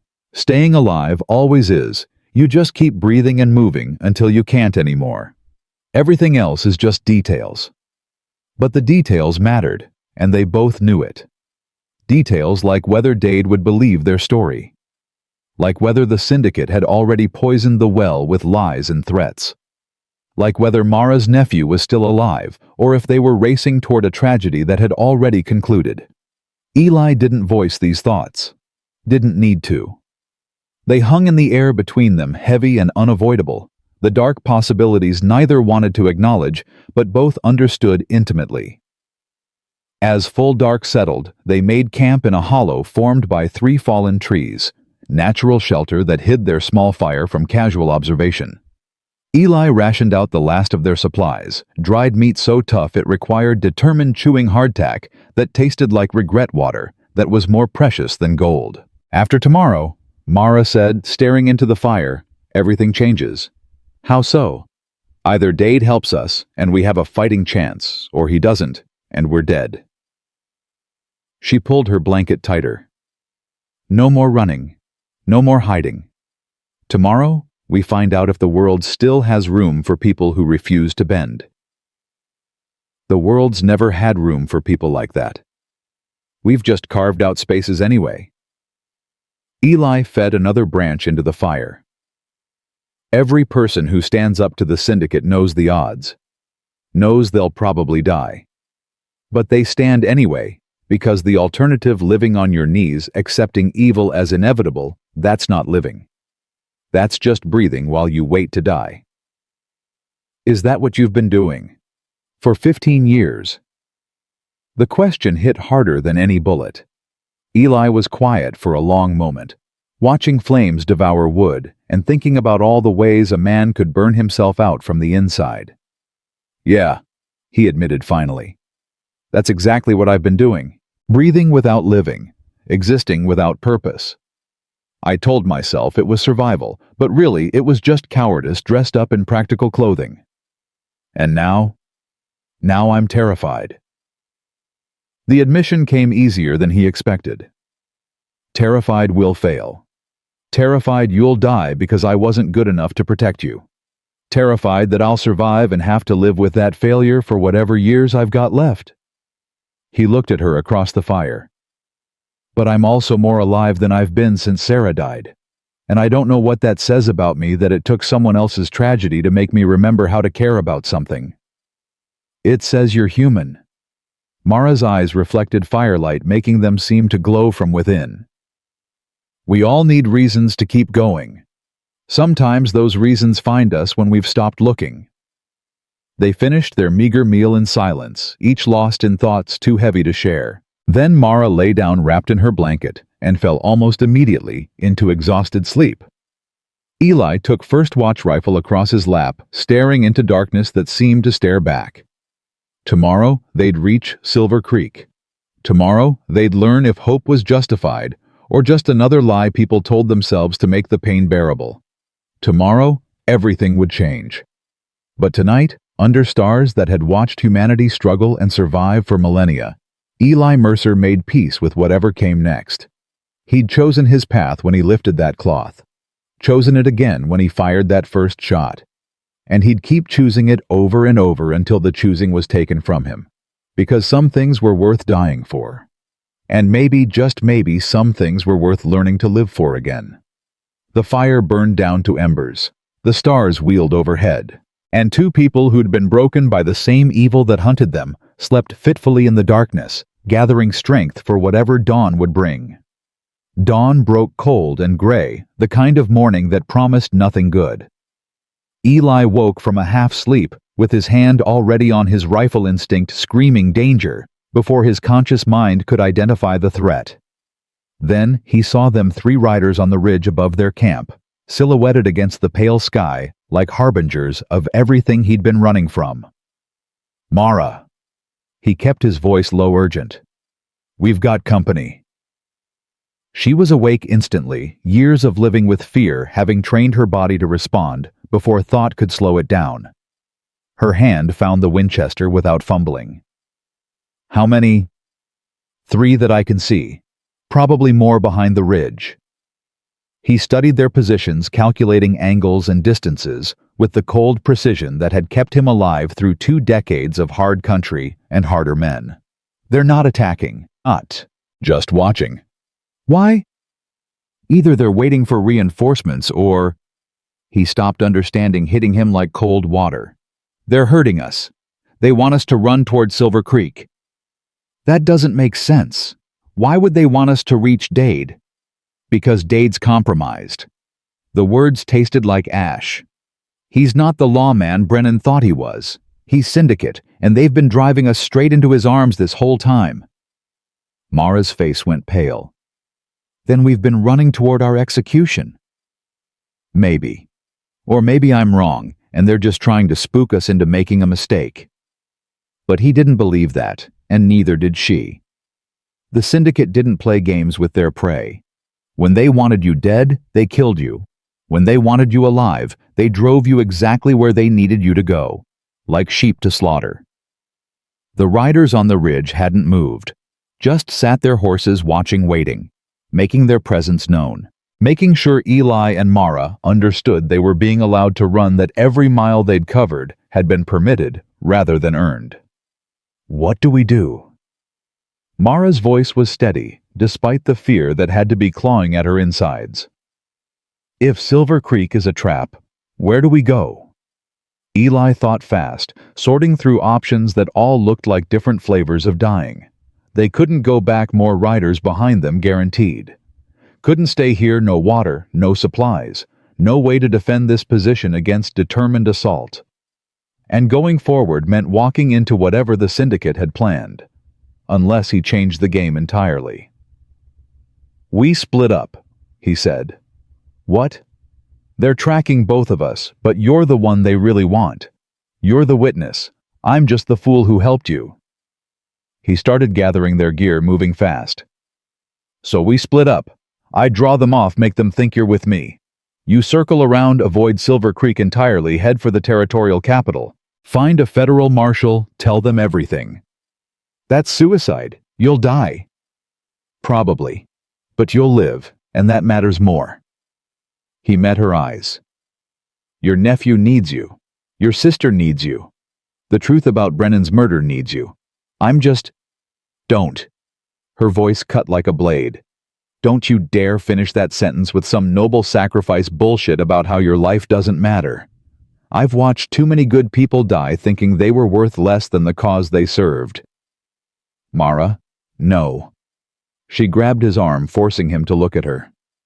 We've come this far together. We finish it together. Whatever trap they've set, we spring it together. And if we die knowing we didn't surrender without a fight. He wanted to argue, wanted to tell her she was being foolish, that survival meant accepting hard truths about who was expendable.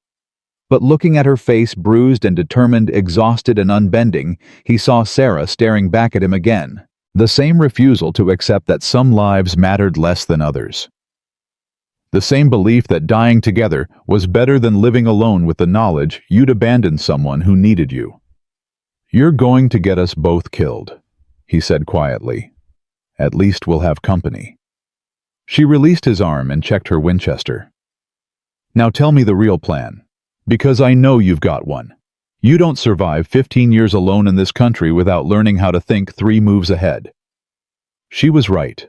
He did have a plan, though. Calling it a plan was generous. More like a desperate gamble wrapped in hope and held together with spit and stubbornness. If Dade's compromised, he's expecting us to come in quiet, scared, looking for protection. We give him the opposite. We ride in loud and public, make sure everyone in town sees us, announce why we're there, before he can control the narrative.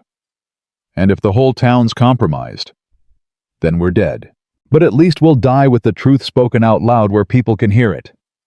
He swung up onto his mare. The syndicate's power is silence. They kill witnesses, threaten families, disappear anyone who talks. But if we talk first, talk loud, make it impossible to bury the truth. Maybe someone listens. Maybe one person with a conscience decides enough is enough. That's a lot of maybes. It's all we've got. He offered her his hand, helping her mount despite her obvious pain. You still with me? She took his hand, her grip strong despite everything she'd endured. All the way to whatever end this finds. They rode toward the ridge where the 3 syndicate riders waited. It was the most counterintuitive thing Eli had done in a lifetime of poor decisions, but sometimes the only way through was straight ahead. The riders didn't move as they approached, didn't draw weapons or shout warnings. Just watched with the kind of patience that came from absolute certainty about how this story ended. When they were close enough to see faces, Eli recognized one of them, a man called Garrett, who'd been a hired gun for the syndicate back when Eli wore a badge. Older now, harder with scars that told stories of violence survived and inflicted. Their eyes met, and something passed between them. Not quite recognition. More like mutual acknowledgement that they'd both chosen their sides and would live or die by those choices. Mercer, Garrett said. His voice was rough, like years of whiskey and cigarette smoke had scraped it raw. Been a long time. Not long enough. Heard you'd gone soft. Built yourself a quiet life away from all this. Garrett gestured at the landscape, the situation, everything that hunting and being hunted implied. Guess that didn't take. Guess not. Eli kept his hand near his pistol ready, but not aggressive. You here to kill us, or just make sure we keep moving in the right direction? Neither. Both. Garrett shrugged. Orders are to let you reach Silver Creek. What happens there ain't my concern. Since when does the syndicate leave witnesses alive? Since the boss decided killing you quiet was less useful than killing you public. Garrett's smile was cold. You ride into Silver Creek making noise about corruption and murder. Sheriff Dade arrests you for the murder of 4 syndicate riders outside your cabin. You resist arrest, things get violent, and suddenly you're not a witness. You're a cautionary tale about what happens to people who make wild accusations. The trap was elegant in its simplicity. They'd turned Eli's plan against him, anticipated his move, and countered it before he'd even made it. If he went public with accusations, they'd brand him a murderer and lunatic. If he stayed quiet, they'd kill him in the shadows, where truth died unheard. Either way, the syndicate won. And the woman, Eli asked, though he already knew the answer. Accomplice, mentally unstable after her husband's suicide. Helped you kill those riders probably out of some misguided revenge fantasy. Garrett's expression didn't change. Story's already been told in 3 towns between here and your cabin. By the time you show up, half the territory believes you're a dangerous outlaw who kidnapped a grief-mad widow. Mara's laugh was sharp and bitter. You people really have thought of everything. That's why we're still in business after 20 years. We don't leave loose ends and we don't fight fair. Garrett shifted in his saddle. Now you got a choice. Turn around, ride back the way you came, and we'll hunt you down in the Badlands where nobody will ever find your bodies. Or keep going to Silver Creek. Let this play out the way it's going to play out, and maybe you'll find some third option we didn't think of. Why tell us this? Eli studied Garrett's face, looking for the angle. Why warn us about the trap? Because I remember you from the old days. Remember when you brought down the Gunnison gang with nothing but your badge and the belief that right mattered more than might. Garrett's voice softened almost imperceptibly. You were a good Marshal Mercer. Better than most. And I've done a lot of things I'm not proud of, but killing good men in cold blood still sits wrong with me. So I'm giving you the courtesy of knowing what's waiting. What you do with that information is your business. With that, he turned his horse and rode away, the other 2 riders following. They disappeared over the ridge, leaving Eli and Mara alone with the knowledge that every direction led to death, and every choice was the wrong one. Well, Mara said after a long silence, at least we know where we stand. In quicksand up to our necks. Better than being buried already. She urged her horse forward. So what's this third option he mentioned, the one they didn't think of? No idea. I'm hoping it reveals itself before we run out of time to use it. Eli fell in beside her. But whatever it is, we'll need help. And the only person in Silver Creek who might provide that is someone we now know we can't trust. Then we find someone else, someone outside the system, someone with nothing to lose and everything to gain from seeing the syndicate burn. In Silver Creek. That's a mining town, Mara. Company owned, company operated. The syndicate probably controls half the businesses and most of the workers. He shook his head. Anyone with sense keeps their head down and their mouth shut. Then we find someone without sense, someone angry enough or desperate enough or crazy enough to help anyway. She looked at him. Someone like you were when you pulled that cloth off me. She had a point. Sometimes the only people willing to fight impossible battles were the ones who'd already lost everything and had nothing left to protect except their own sense of what was right. Finding those people in a town designed to crush resistance would be hard, but not impossible, if they lived long enough to try. They reached Silver Creek by late afternoon, the town sprawling across a valley, where 3 creeks converged into something that almost qualified as a river. Mine works dotted the hillsides, ugly scars of industry carved into landscape that had once been beautiful. The main street was wide and muddy, lined with the usual frontier establishments, saloons, general stores, a hotel that looked like it had seen better decades, a church with a steeple that leaned slightly to the left. And at the far end, the sheriff's office.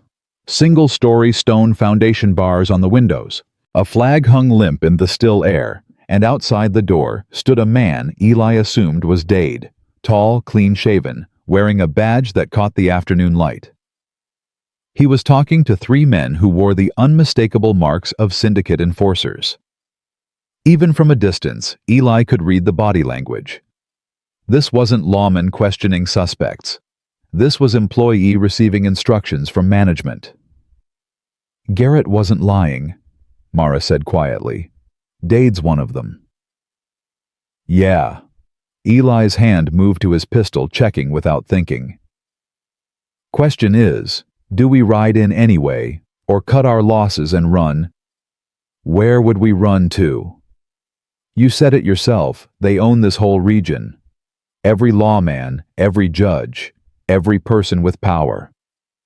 Her voice hardened. We're out of places to run, so we fight here now with whatever weapons we have left. And what weapons are those? A couple of rifles and the truth that's not enough to win this. Maybe not. But it's enough to make them remember we fought. She dismounted, moving stiffly, but determined. Come on, let's go introduce ourselves to Sheriff Dade and his friends. Let's make sure everyone in this town knows why we're here before they can silence us. Eli wanted to argue, wanted to find some reason why this wasn't the worst idea in a long string of terrible decisions. But he couldn't. She was right. They'd run out of options and time and places to hide. All that remained was the choice between dying quietly or dying loud, and he'd spent 15 years learning exactly how hollow quiet dying felt.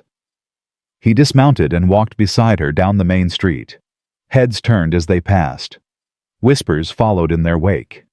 By the time they reached the sheriff's office, half the town was watching, curious, afraid, or just entertained by whatever drama was about to unfold. The 3 syndicate men saw them coming and positioned themselves between Eli and the door. Dade stepped forward, hand resting on his pistol, face arranged in an expression of professional concern that didn't reach his eyes. Can I help you folks? His voice was smooth, practiced, the voice of a man who'd gotten good at lying to people's faces. You look like you've had some hard traveling. Sheriff Dade. Eli kept his hands visible, non-threatening, though every instinct screamed at him to draw first and worry about consequences after. My name is Eli Mercer. This is Mara Stillwater. We need to report a murder.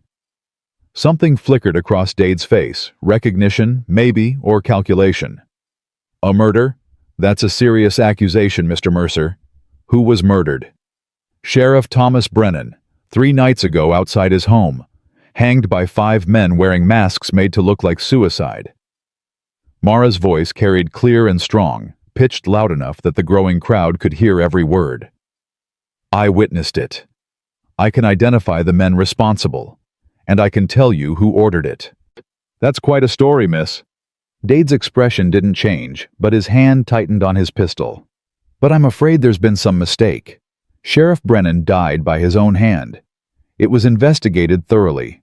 Tragic, but clear." "It was murder." Mara took a step forward.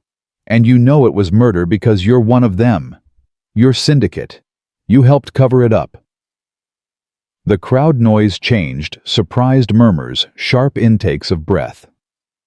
Whatever people had expected from this confrontation, direct accusations of corruption weren't it. Dade's face hardened, the mask of professional concern cracking to reveal something uglier underneath. "Those are dangerous words, miss. Accusing a lawman of— I'm accusing you of being an accessory to murder." Mara's voice rose. "And I'm accusing the syndicate of controlling this town, these territories, every inch of land where good people are too afraid to speak truth because speaking truth gets you killed.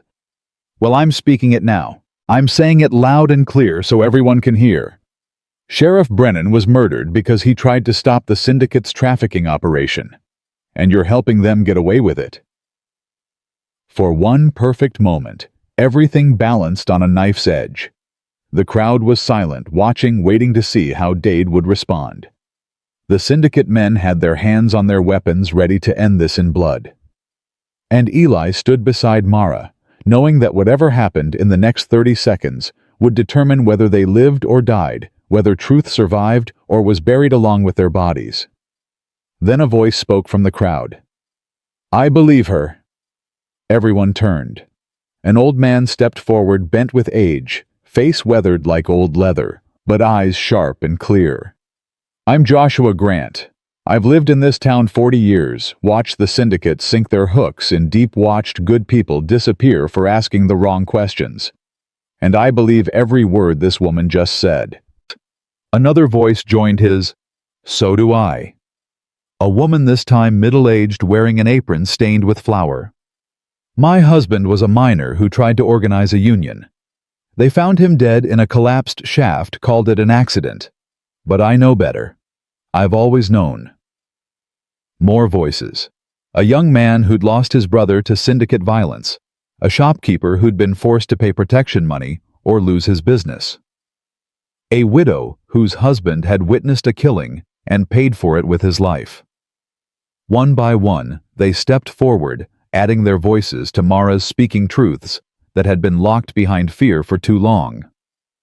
The silence broke like a dam, and suddenly the whole town was talking, sharing stories of corruption and violence and injustice they'd been too terrified to speak aloud. And in that moment, Eli understood what the third option was.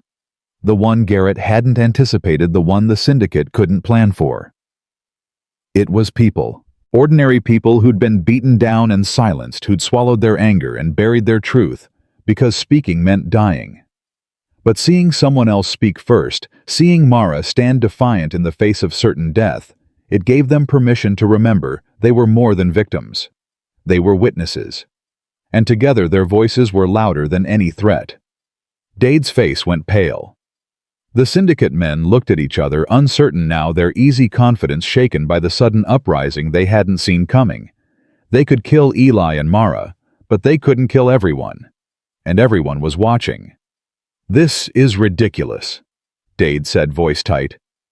"These people are spreading wild rumors based on grief, and based on truth." The old man Joshua stepped closer. "And we're done pretending we don't see it. Done pretending that our silence protects us. Because it doesn't. It just makes us complicit. Get back." One of the syndicate men drew his pistol. "All of you get back now, or—" He never finished the threat. Eli's shot took him in the shoulder, spinning him around and sending his pistol flying. The other two syndicate men drew fast, but not fast enough. Mara's Winchester barked twice, and both went down clutching wounds that wouldn't kill them, but would damn sure keep them from fighting. Dade had his pistol out now, aimed at Eli's chest. But he didn't fire. Couldn't fire, not with 50 witnesses watching, not with the crowd pressing closer, anger and years of suppressed rage finally finding voice and target. "Shoot me, and they'll tear you apart," Eli said quietly. "You know it. I know it. So lower the weapon and step aside." You just assaulted 3 men. I defended myself against armed threats. Big difference. Eli's pistol didn't waver. Now you can arrest me for that if you want.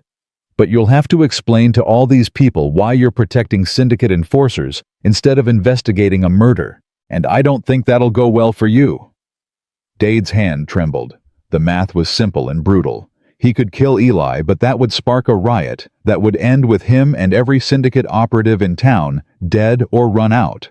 Or he could let this play out, hope the syndicate's lawyers and bought judges could contain the damage later. He lowered his pistol. You're under arrest, he said, voice hollow. Both of you. For assault for making false accusations against... No. Joshua Grant's voice cut through. They're not under arrest. They're under our protection. This whole town's protection. And if you want to take them, you'll have to go through all of us. The crowd murmured agreement. Some of them were armed. This was frontier country. Everyone carried something. And their weapons weren't pointed at Eli and Mara. They were pointed at Dade and the wounded syndicate men. The revolution had started with a single voice speaking truth, and now it was spreading like wildfire through dry grass. Eli had seen it before, back when he was a marshal, but only rarely that moment when people decided they'd had enough, when fear transformed into fury, and victims became fighters. It was beautiful and terrifying in equal measure. Dade backed away, hands raised, badge catching the light. This isn't over. The syndicate won't let this stand. Then let them come, Joshua said. Let them come, and see what happens when regular people stop being afraid. Eli and Mara stood in the center of the crowd, protected by people they'd never met, supported by voices that had been silent until 30 seconds ago. It wasn't victory, not yet, maybe not ever, but it was something. It was resistance. It was proof that the syndicate didn't own everything, couldn't control everyone, and that truth spoken loud enough could still matter. But even as the crowd celebrated their small rebellion, Eli saw Dade slip away toward the telegraph office. Saw him moving with the purposeful stride of a man about to call for reinforcements. And he knew with the certainty of 2 decades in hard country, that this wasn't the end. It was barely even the beginning. The crowd's energy was electric, dangerous, the kind that could build a movement or burn a town down depending on which way it tipped. Eli watched Dade disappear into the telegraph office and felt the clock start ticking. They had minutes, maybe an hour before syndicate reinforcements arrived in force. An hour to turn this spontaneous uprising into something that could survive what came next. We need to move fast, he said to Joshua Grant. Dade's calling for backup. When they get here, they'll come with enough guns to put down this rebellion before it really starts. Joshua nodded, his weathered face grim but determined. Then we make sure they arrive to find something they can't just shoot their way through. We document everything. Get statements from everyone who's been hurt by the syndicate. Make copies, send them to every newspaper, every federal office, every place that might give a damn. He turned to the crowd. Who here can write? Who's got paper and ink? Hands went up. More than Eli expected. The schoolteacher, the hotel clerk, a young woman who said she'd worked as a secretary before the syndicate burned down the law office that employed her. They scattered, gathering supplies, organizing themselves with the efficiency of people who'd been waiting years for permission to act. Mara swayed beside him, her face gray with exhaustion and pain. The adrenaline that had carried her through the confrontation was wearing off, leaving only the brutal reality of her injuries. Eli caught her elbow, steadying her. You need to rest. Can't. Not yet. But her voice was weak, her words slurring slightly. My nephew. We still haven't... I know, but you're no good to him if you collapse. He looked around, spotted the woman in the flour-stained apron. Ma'am, is there somewhere she can lie down, somewhere safe? The woman hurried over, concern etched into her features. My house. It's 3 doors down, back entrance through the alley. Nobody will look for her there. She took Mara's other arm. Come on, honey. Let's get you somewhere you can breathe.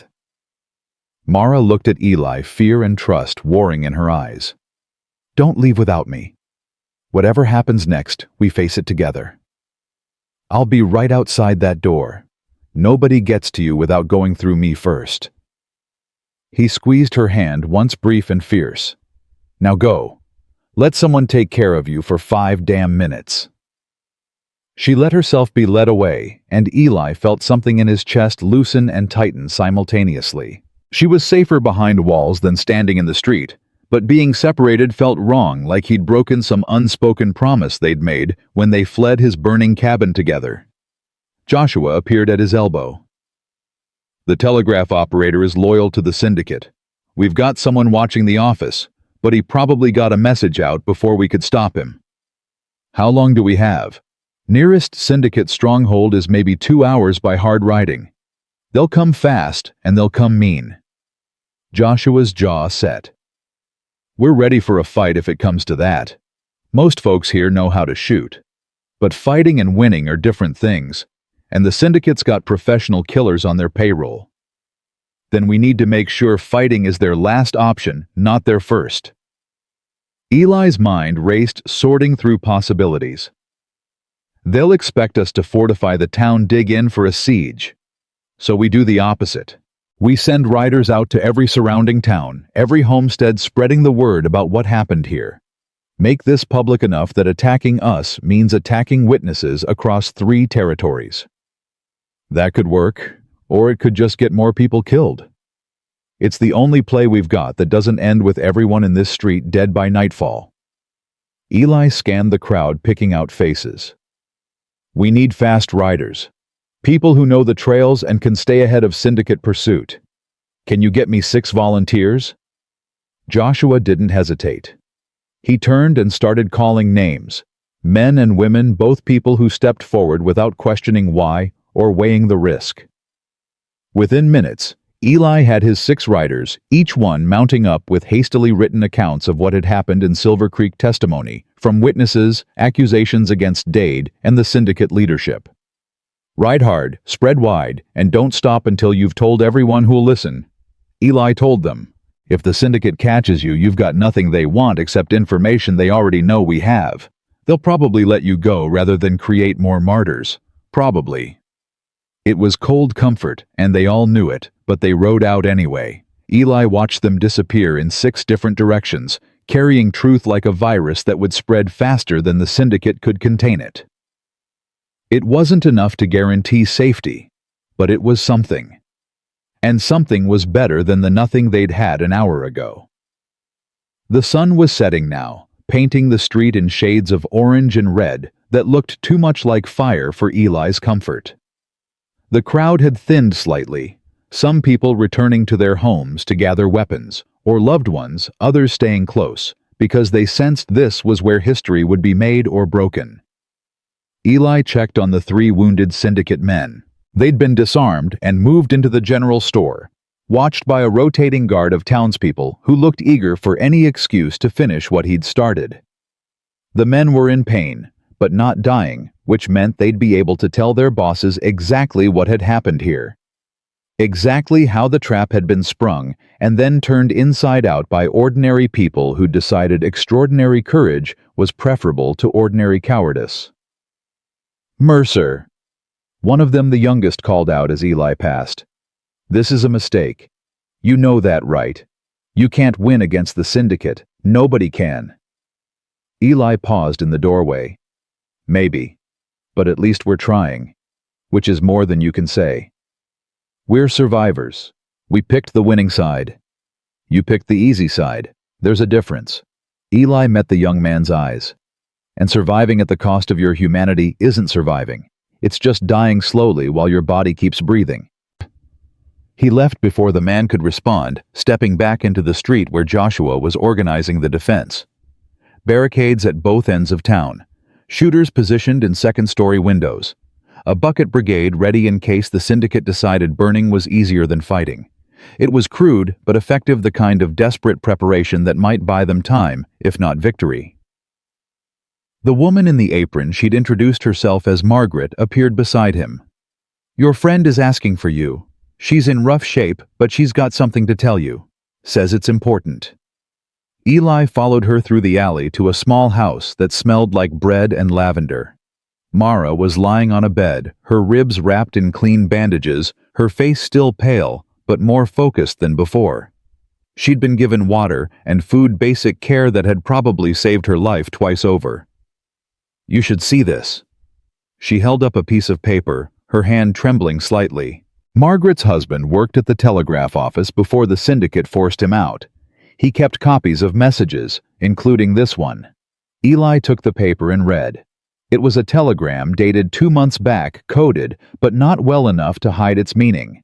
Instructions from syndicate leadership to Sheriff Dade regarding the handling of problem elements in his jurisdiction.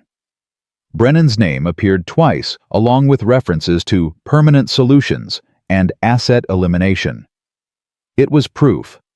Not just testimony or accusations, but documentation that Brennan's death had been ordered from the top, that Dade had known about it in advance, that the syndicate's reach extended into every corner of territorial law enforcement. "This changes everything," Eli said quietly. "Margaret says there are more. Her husband has been documenting syndicate communications for 2 years, ever since they killed his brother for refusing to falsify mining records." Mara's voice strengthened. "He's got enough evidence to bring down every corrupt official in 3 territories. But he's been too afraid to come forward, too afraid of what they'd do to Margaret and their daughter. And now he's ready. Seeing people stand up today, seeing that resistance is possible, it gave him hope that maybe his evidence could actually matter." She struggled to sit up. "He's bringing everything. Every telegram, every ledger, every piece of proof he's been hiding. We just have to keep this town alive long enough to get it all copied and distributed." Eli felt something shift in his chest. They'd stumbled into this fight blind and desperate, expecting to die for nothing more than the principle that some evils deserved opposition. But now they had weapons. Real weapons. The kind that could actually wound the syndicate in ways bullets never could. "Where is he, Margaret's husband?" "Here." A man appeared in the doorway, thin, nervous, carrying a leather satchel that bulged with papers. "My name is William Grant. Joshua's my father. And I've got 2 years of syndicate crimes documented in here." He set the satchel on the bed with shaking hands. "Murders, bribery, extortion, human trafficking. Everything they've done, everything they've ordered, everyone they've paid off. It's all here." Eli opened the satchel and felt his breath catch.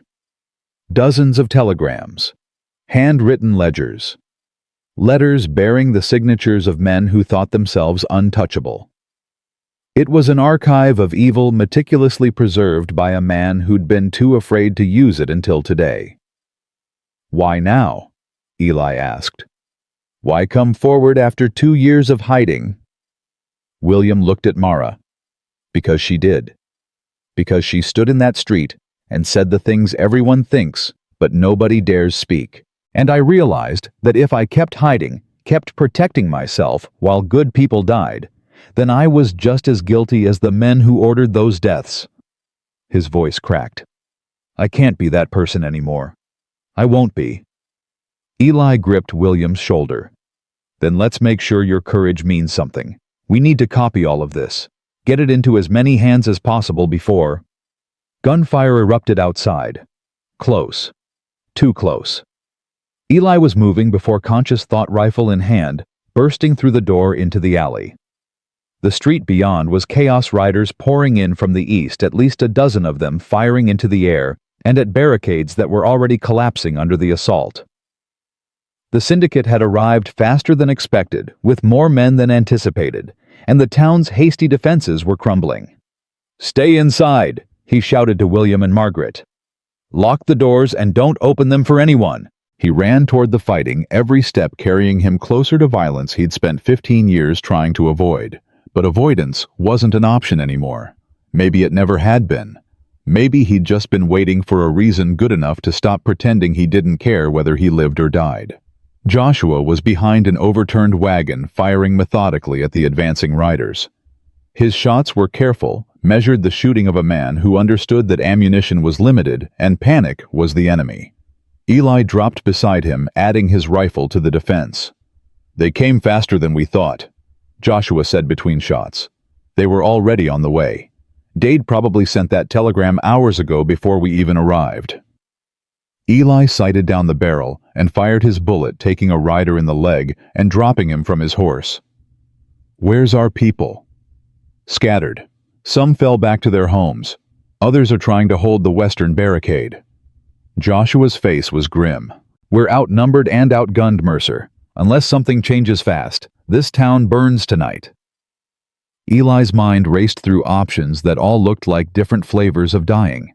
They couldn't hold against a sustained assault, couldn't retreat without abandoning the evidence that could destroy the syndicate, couldn't negotiate because the syndicate didn't negotiate with people who'd humiliated them publicly.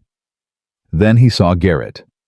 The syndicate enforcer who'd warned them on the trail was riding at the back of the group, not shooting, just watching.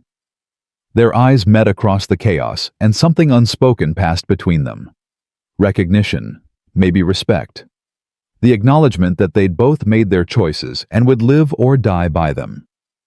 Eli stood exposing himself to hostile fire and shouted, "Garrett, we need to talk!"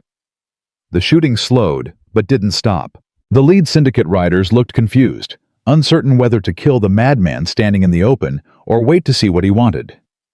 Garrett raised a hand signaling ceasefire and rode forward slowly. "You've got 30 seconds, Mercer. Make them count." "You said you didn't like killing good men in cold blood. That true or just pretty words?" Garrett's jaw tightened. "It's true." "Then look around. Look at these people. They're not outlaws or troublemakers. They're farmers and shopkeepers and parents who've spent years being terrorized by the syndicate. And today, they found the courage to say no."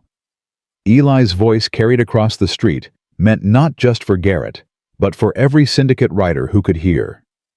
You kill them, you're not putting down a rebellion. You're murdering civilians who asked for nothing except the right to live without fear. That's what you'll have to live with. That's what you'll see in the mirror every morning. That's real touching, Mercer. But I got orders. Orders from men who sit in comfortable offices while you do their killing for them. Men who see you as tools, not people. Men who'll throw you away the moment you're not useful anymore. Eli took a step forward. "You know I'm right. You've seen it happen. So I'm offering you a different choice. Walk away. Tell your bosses the town was empty when you arrived, that we scattered before you got here. Nobody has to die today. And if I don't, if I follow my orders like a good soldier, then you'll win. You'll kill everyone here, burn this town to ash, and the syndicate will remain powerful." Eli's voice dropped. "But you'll have to live with the memory of executing children and mothers and old men whose only crime was believing truth mattered. And that weight will crush you eventually. I've seen it happen to better men than you." Silence stretched between them, heavy with the weight of lives hanging in balance. The other syndicate riders were watching Garrett, waiting for his signal. Some looked eager. Others looked uncomfortable, like maybe Eli's words had found purchase in consciences they thought they'd buried. Garrett dismounted slowly, his hand resting on his pistol. He walked until he was close enough that only Eli could hear him. "You're asking me to betray everything I've built. Every relationship, every promise, every reason I've had for the last 10 years. I'm asking you to remember who you were before the syndicate owned you. Before you started believing that survival justified anything." Eli met his eyes. "You told me you remembered when I was a marshal, when I believed right mattered more than might. Well, I'm asking you to believe that now, for 5 minutes. Just long enough to walk away instead of adding to the body count." Garrett looked past him at the townspeople, armed but terrified, determined but outmatched, ready to die for something they barely believed they could win. His expression shifted, something cracking in the careful armor he'd built around whatever was left of his humanity. "You're asking me to commit suicide. The syndicate doesn't forgive betrayal." "Then don't betray them. Just fail them. Tell them we fought harder than expected, that reinforcements arrived from neighboring towns, that tactical wisdom suggested retreat over costly victory." Eli's voice was urgent now. "Give us tonight. That's all I'm asking. One night to get this evidence copied and distributed. After that, the syndicate's finished anyway. You'll just be a man who made a smart tactical decision instead of a massacre." For a long moment, Garrett said nothing. Then he turned and remounted his horse.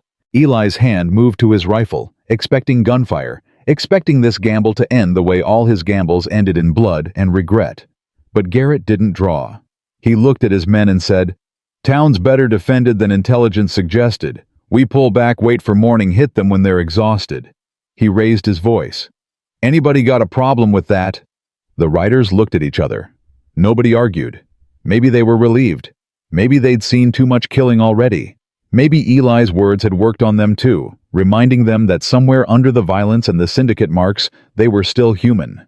They wheeled their horses and rode back the way they'd come, disappearing into the twilight, like ghosts who'd decided to haunt somewhere else tonight. The street erupted in confused celebration. People emerged from cover, shouting questions, unable to believe they'd survived when death had seemed certain. Joshua stood slowly, lowering his rifle, his face a mixture of disbelief and cautious hope. What just happened? We bought time. Eli's hands were shaking with adrenaline crash. Maybe 12 hours, maybe less. We need to use every second. They did. Through the night, the town transformed into a document copying operation. Every piece of evidence William had collected was transcribed by hand, multiple copies distributed among the townspeople with instructions to hide them in places the syndicate would never think to look. The schoolteacher took copies and buried them in the cemetery. The hotel clerk sewed them into mattresses. The young woman who'd been a secretary memorized the most damning telegrams word for word, turning herself into a living archive that couldn't be destroyed with fire or bullets. By dawn, the evidence existed in 100 different forms, scattered across Silver Creek, and beyond impossible to suppress or eliminate. The truth had been set free, and nothing the syndicate did now could cage it again. Eli found Mara on Margaret's porch, watching the sunrise paint the eastern hills gold and crimson. She looked fragile in the early light, breakable in ways that had nothing to do with her injuries, and everything to do with the weight of what they'd accomplished. "We did it," she said softly. "We actually did it. We started it. The syndicate won't fall overnight. They've got too much power, too many connections." He sat beside her. "But we hurt them, made them visible, and visibility is the enemy of corruption." What happens now? Now the real work begins. Federal marshals will have to investigate too many copies of that evidence out there for them to ignore. Newspapers will run stories. People in other towns will see that resistance is possible, and maybe find their own courage.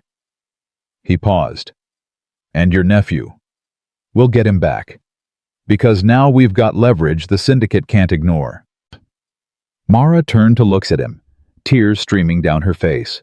"I don't know how to thank you.